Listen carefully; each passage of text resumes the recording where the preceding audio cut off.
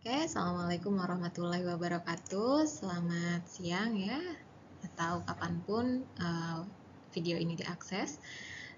Kita kembali melanjutkan materi tentang konsep pengukuran yang kemarin sudah sedikit kita bahas ya. Kita akan lanjutkan, kalau saya tidak salah, kita kemarin sampai di standar ya. Selanjutnya ada istilah yang terakhir dalam konsep pengukuran. Walaupun masih ada banyak sekali istilah-istilah lain, tapi saya cukupkan di sini.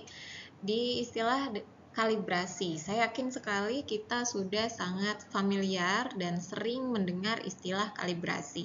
Jadi kalibrasi itu adalah uji kebenaran, atau dia adalah untuk mengakui kebenaran yang objektif dari sebuah alat atau sebuah pengukuran yang dilakukan.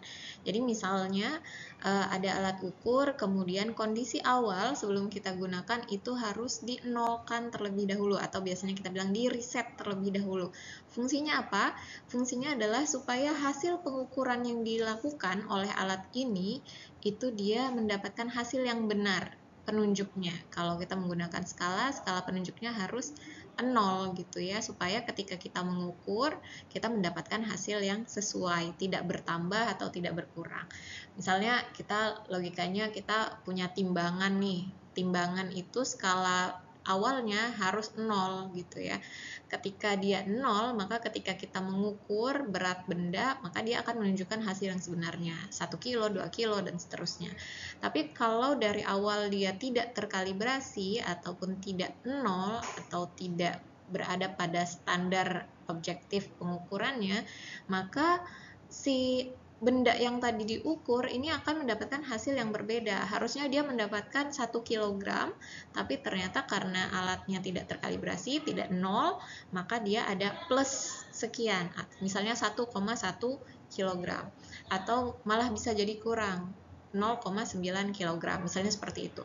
Itu adalah contoh yang simpelnya ya. Tapi kalau dalam alat ukur listrik misalnya, bisa jadi harusnya tegangannya misal 220, ternyata tidak sampai di 220 gitu ya. Berarti alatnya atau komponennya jadi tidak bisa diaktifasi, atau jadi bisa aktif tapi tidak maksimal begitu. Ya, itulah fungsinya kalibrasi. Yang paling simpelnya kita bilang kalibrasi itu adalah menolkan gitu ya. Supaya apa? Supaya hasil pengukuran kita itu benar dan tepat dan bisa diakui kebenarannya ya. Jadi valid datanya yang kita dapatkan dari hasil pengukuran itu.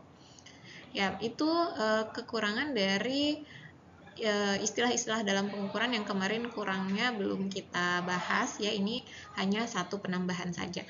Jadi materi kita di hari ini sedikit sebenarnya, maka saya buatkan video penambahan materinya aja.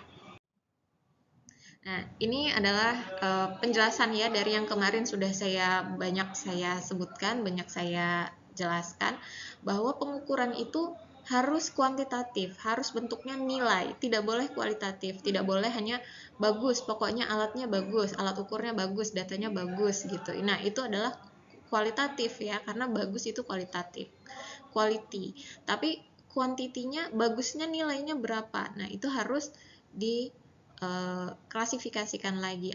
Bagus itu seperti apa? Apakah bagus itu bisa digunakan dalam jangka waktu yang lama? Kalau misalnya dalam jangka waktu yang lama, maka berapa lama waktu penggunaannya? Kemudian juga misalnya dia akurat, seberapa akurat data yang dihasilkan gitu ya. Itu kan konsep dari bagus gitu. Tapi bagus itu harus diklasifikasikan lagi, informasi tentang konsep yang bagus itu seperti apa gitu ya. Jadi harus dalam bentuk kuantitatif atau nilai. Nah, ini adalah proses atau yang harus kita pegang teguh ketika kita melakukan sebuah pengukuran ya. Kita harus paham konsepnya begitu, apa yang ingin kita ukur, alat ukur apa yang harus kita gunakan untuk pengukuran tersebut gitu ya. Dan kita harus yang paling penting adalah kita ingat unit dari analisis kita. Unit itu adalah satuan ya dari yang kita ukur. Misalnya kita mengukur panjang ya kita gunakan cm atau meter. Kalau misalnya kita mengukur arus ya gunakan satuan arus, gunakan satuan tegangan untuk tegangan atau volt untuk tegangan gitu ya. Kenapa? Karena misalnya kita hanya menuliskan angkanya saja tapi kita tidak mengingat ini adalah data dari kelompok yang mana, itu akan tertukar. Bisa jadi ada pertukaran data ya. Misalnya sama-sama 3. Kita tulis 3, kemudian yang di sini kita tulis 3 juga. Sama-sama 3, tapi tidak punya satuan. Apa ini 3-nya? Mungkin bisa jadi 3 ampere, 3 volt, dan seterusnya ya. Itu harus dituliskan unit dari pengukurannya. Ini hanya intermezzo saja dan harus diingat ya, harus digunakan selama melakukan pengukuran karena ini akan menjadi nilai lebih apabila kita bisa mengukur dengan konsep-konsep ataupun definisi ataupun penulisan data yang akurat gitu. Itu lebih baik ya. Akurat itu seperti apa? Akurat itu ya mencapai nilai yang tepat ya. Mencapai nilai yang tepat itu misalnya ada tegangan kita tulis 3, angkanya tepat tapi satuannya apa ya, harus disertai dengan satuan gitu ya. Oke, kemudian nah sampai di sini kemarin ada yang terlewat. Yang terlewat itu adalah rangkuman kesalahan. Rangkuman kesalahan ini biasanya disebut juga paling mudahnya adalah ketelitian gitu ya. Jadi kalau misalnya ada penggaris nih, dia yang atas satuannya misalnya senti. Nah, di antara senti ini misalnya 5 senti dengan 6 senti, ini kan ada yang kecil-kecilnya itu terhitungnya skala mili ya. Biasanya kita langsung ketelitiannya atau kesalahannya bisa jadi setengah dari skala terkecil gitu. Misalnya 5,15 cm gitu. Nah, kesalahannya berarti plus minus 0,05 mili gitu ya, setengah dari skala terkecil.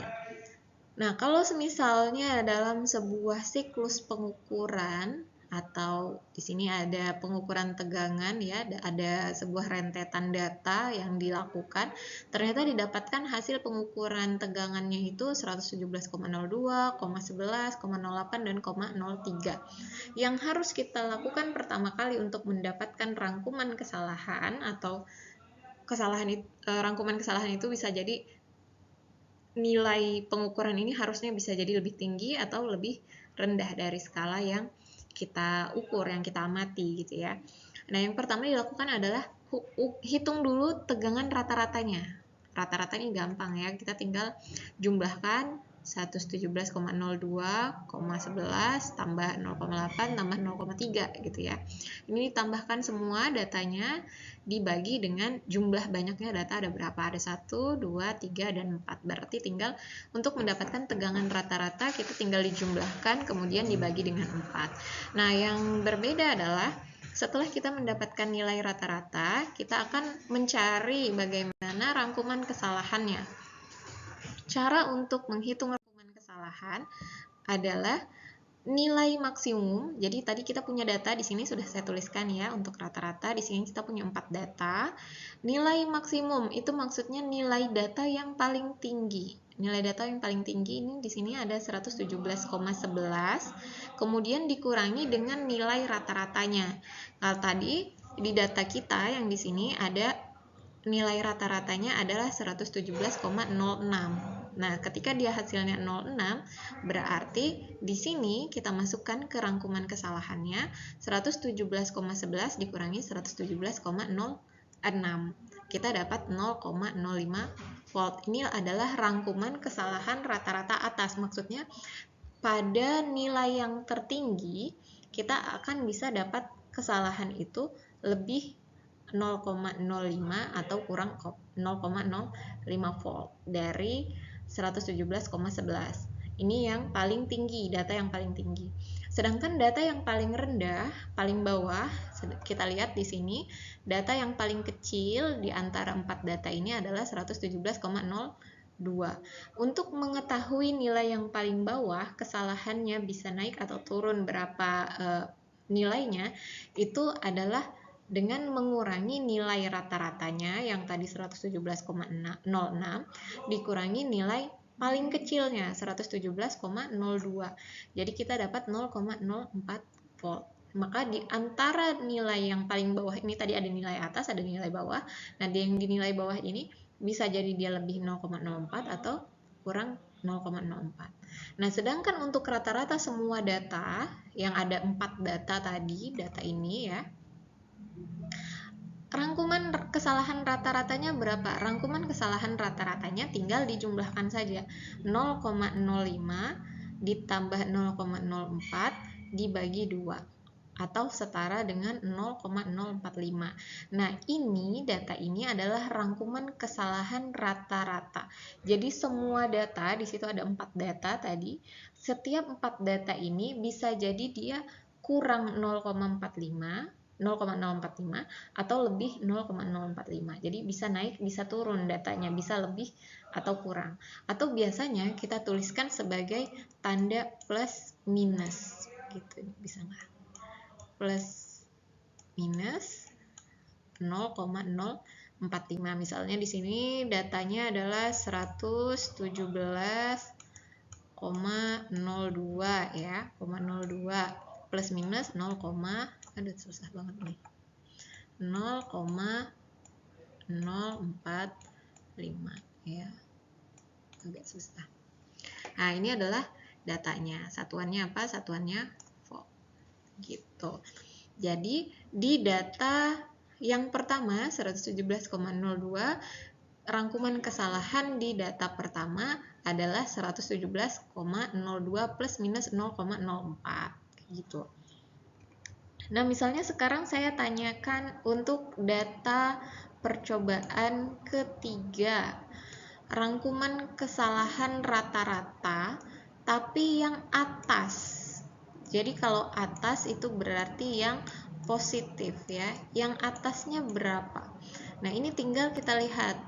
Data P3 itu adalah 117,08. Berarti untuk rangkuman kesalahan ini R ya, ini rangkuman kesalahan rata-rata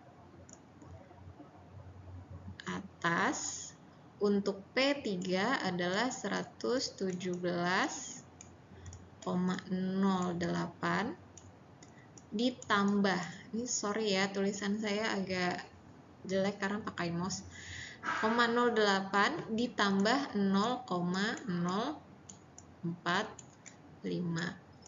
Nah, berarti hasilnya adalah rangkuman kesalahan rata-rata atas untuk percobaan ketiga adalah 117, berapa nih? 125 volt. Nah, ini adalah rangkuman kesalahan rata-rata atas. Kalau rata-rata bawahnya gimana? Tinggal dikurangi di sini tadi, dikurang. Ya, jadi dia hasilnya adalah 117,035 gitu. Jadi bisa lebih dari 0,8, bisa juga kurang dari 0,8 gitu ya. Semoga bisa dipahami di perhitungan ini. Silahkan dicatat ya perhitungannya, kemudian bisa dicoba juga latihan yang ini ya, bisa dicoba secara mandiri latihannya untuk menguatkan pemahaman mahasiswa terkait dengan perhitungan yang barusan kita bahas. Oke, sampai di sini saya pikir cukup ya penjelasan yang saya berikan, bisa dicoba sendiri. Nanti akan saya lakukan penguatan di pertemuan selanjutnya untuk pembahasan perhitungan ini. Terima kasih. Wassalamualaikum warahmatullahi wabarakatuh.